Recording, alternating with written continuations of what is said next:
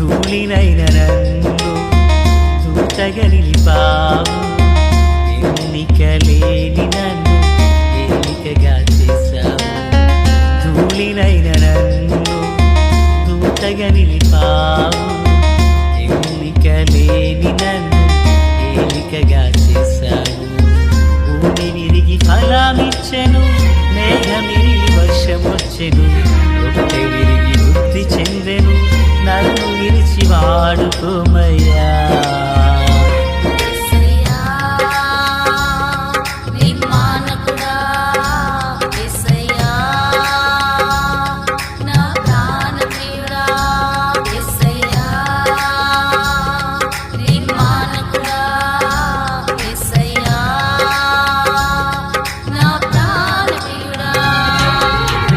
ధూళినైన నన్ను దూతగా నిలిపావు, ఎన్నికలేని నన్ను ఏలికగా చేశావు. ధూళినైన నన్ను దూతగా నిలిపావు, ఎన్నికలేని నన్ను ఏలికగా చేశావు. మన ప్రభు అయినటువంటి యేసుక్రీస్తు వారి పరిశుద్ధమైన నామంలో తండ్రి అయిన దేవాది దేవునికి నిత్యము స్తుతియు స్తోత్రములు, మహిమయు ఘనతయు ప్రభావములు యుగయుగములు ప్రభు నాకే చెల్లునుగాక. ఆత్మీయులారా, బాగున్నారు కదా? దేవుని మహాకృపను బట్టి మరొక పర్యాయం మనం ఇలాగున కలిసి వేదవాక్యమును ధ్యానం చేయుటకు మహాదేవుడు మనకెంతగానో కృప చూపి ఉన్నారు. దయగలిగిన ఆయన ఆత్మచేత సమభూమి గల దేశమును ప్రభు మనల్ని నడిపించునుగాక. నేటి దినాన వాక్య ధ్యానం కొరకైన భాగము ద్వితీయోపదేశ కాండము 33వ అధ్యాయం 13వ వచనం నుండి దగ్గరగా 16 వరకు ఉన్న వాక్యములను మనము ధ్యానం చేయబోచున్నాము. కనుక ప్రేర 16వ వచనం, సంపూర్ణముగా ఫలించు భూమికి కలిగిన శ్రేష్ఠ పదార్థముల వలన యెహోవా అతని భూమిని దీవించును. పొదలో నుండిన వాని కటాక్షము యోసేపు తల మీదికి వచ్చును. తన సహోదరులలో ప్రఖ్యాతి నొందిన వాని నడినెత్తి మీదికి అది వచ్చును. ప్రార్థన. తండ్రి దేవా స్తోత్రాలు. చదవబడిన వాక్యం మీది, వినుచున్నవారు మీ వారు, మీ దాసుడనైన నన్ను పూర్ణముగా మరుగు చేసి దైవస్వరమును వినిపింపచేయండి. రాకడ కొరకు, రాజ్యం కొరకు సిద్ధం చేయండి. సియోనులో నుండి మీ కృపా కనికర హస్తము తోడయుండును గాక. మేలు చేత నడిపించుమని యేసయ్య నామమున అడిగి వేడుకొనుచున్నాం మా పరమ తండ్రి, ఆమేన్. ఆత్మీయులారా, బాగున్నారు కదూ? ఈరోజు మనము యోసేపును గూర్చి వాక్యాన్ని ధ్యానం చేయబోచున్నాము. యోసేపు అనగానే ఆదికాండం నుండి మనము నూతన నిబంధన వరకు చూస్తే దగ్గరగా 4-5 యోసేపులు మనకు కనిపిస్తారు.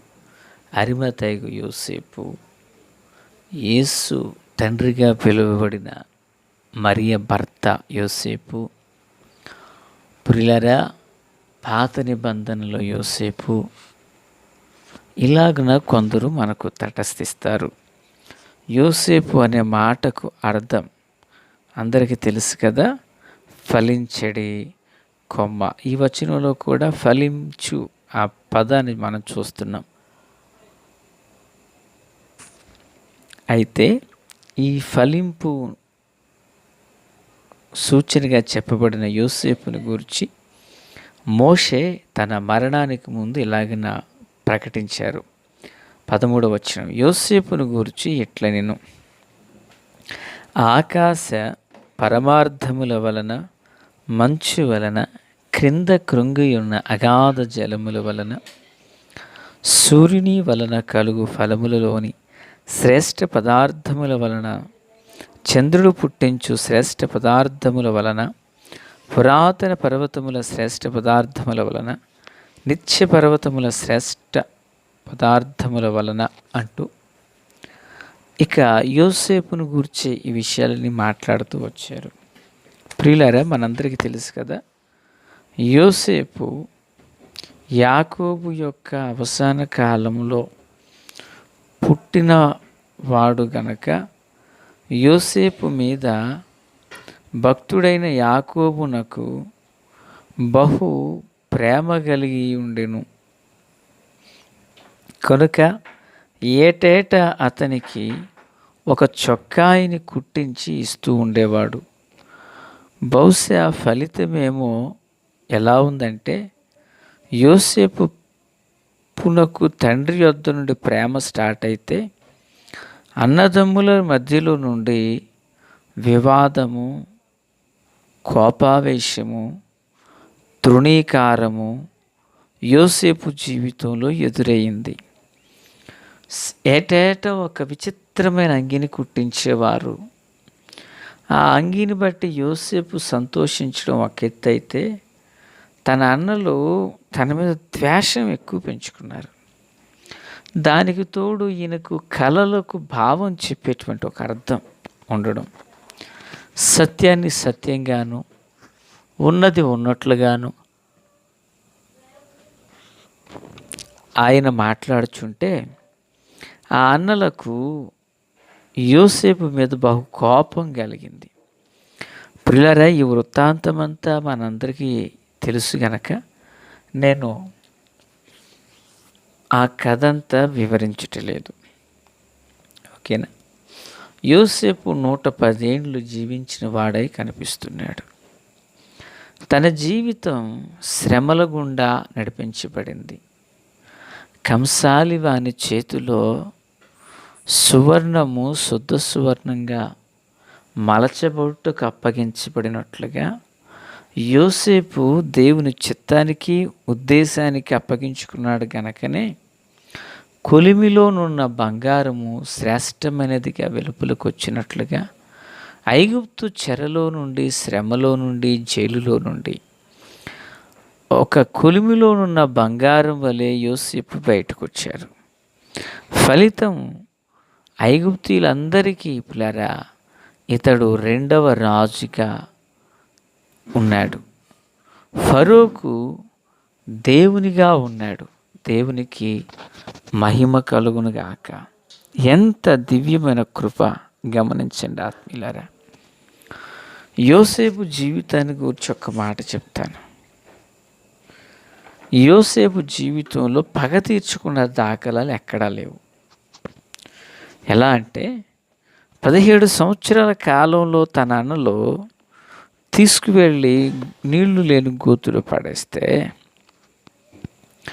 యోసేపు బయటకు వచ్చిన తర్వాత, కాలక్రమేణా ఐగుప్తు దేశానికి రాజైన తర్వాత తన అన్నల గురించి ఒక్క మాట విరోధంగా మాట్లాడలేదు.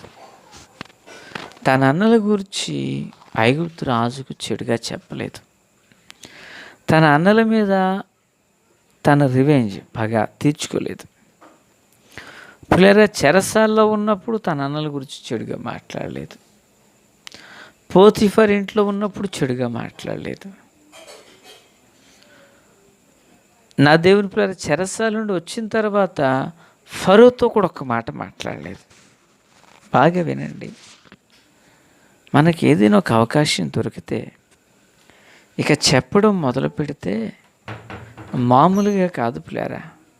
ఎంత బాగా చెప్తామో, ఎంత బాగా ఇలా జరిగింది, అలా జరిగింది, ఈ ఆనందంలో, ఈ చెప్పే విషయంలో ఒకవేళ అది చెప్పకూడని మాట అయినా చెప్పేస్తాం. ఎందుకంటే కడుపులో ఉన్నది ముందు కక్కేయాలంతే. నా దేవుని పిల్లారా, యోసేపుని గురించి చూడండి. వాళ్ళన్న గురించి కీడేమన్నా చెప్పాడా వేరుగా? పోనీ మరొక విధంగా తన గురించి తన గొప్పతనంగా ఏం చెప్పుకున్నాడా? లేదు. అంటే యోసేపు తన జీవితంలో చాలా తక్కువగా మాట్లాడేవాడని మనకు అర్థమైంది. తన అన్నల మీద పగ తీర్చుకునేవాడుగా కాకుండా ప్రేమను పంచుకునేవాడుగా ఉన్నాడు. 2. 3 దేవుని పిల్లరా, రాజు ఎదుట నిలవబడవలసి వచ్చినప్పుడు అద్భుతంగా తను సిద్ధపరుచుకుని క్రొత్త వస్త్రాలు కట్టుకుని రావడం చూస్తాం. అంటే ఈ అనుభవాలను బట్టి మనం చూస్తే యోసేపు ఒక మంచి ఆత్మీయమైనటువంటి వ్యక్తి. అందుకే ఈ ఆత్మీయమైనటువంటి వ్యక్తి జీవితంలో జరుగుచున్న సందర్భం ఏంటంటే ప్రియరా 16వ వచనంలో, సంపూర్ణంగా ఫలించు భూమికి కలిగిన శ్రేష్ఠ పదార్థముల వలన అతని భూమిని దీవించు పొదలో నుండి వాని కటాక్షము యోసేపు తల మీదకు వచ్చాను. పొదలో నుండి వచ్చిన వారెవరు? దైవజనుడైన మోషే సీనాయి పర్వతం మీద దర్శన ఆ పొదను మండుచుండుట చూచి వెళ్ళాడు కదా. ఆ పొదలోనున్న వాని కటాక్షము యోసేపు మీద సమృద్ధిగా ఉందంట. నా దేవుని ప్రియరా, యోసేపు సహోదరులందరిలో కూడా ప్రఖ్యాతి నొందినటువంటి వ్యక్తిగా కనిపిస్తున్నాడు. దేవునికి మహిమ కలుగును గాక.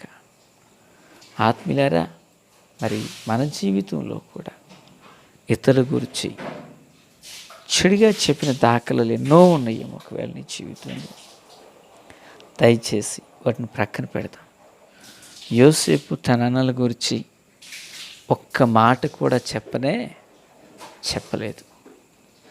ఏది జరిగినా దేవుడు ఉన్నాడు అనే భావన తాను కలిగి ఉన్నాడు. కనుక ఆధ్యాత్మిక దైనందిన చిన్న జీవితంలో దేవుని మనస్సును కలిగి ఇతరుల గురించి చెప్పుట మానివేద్దాం. చెబితే ప్రభువుని గురించి మాట్లాడదాం. ప్రభు కృప తోడై ఉండునుగాక. తండ్రి దేవా స్తోత్రాలు.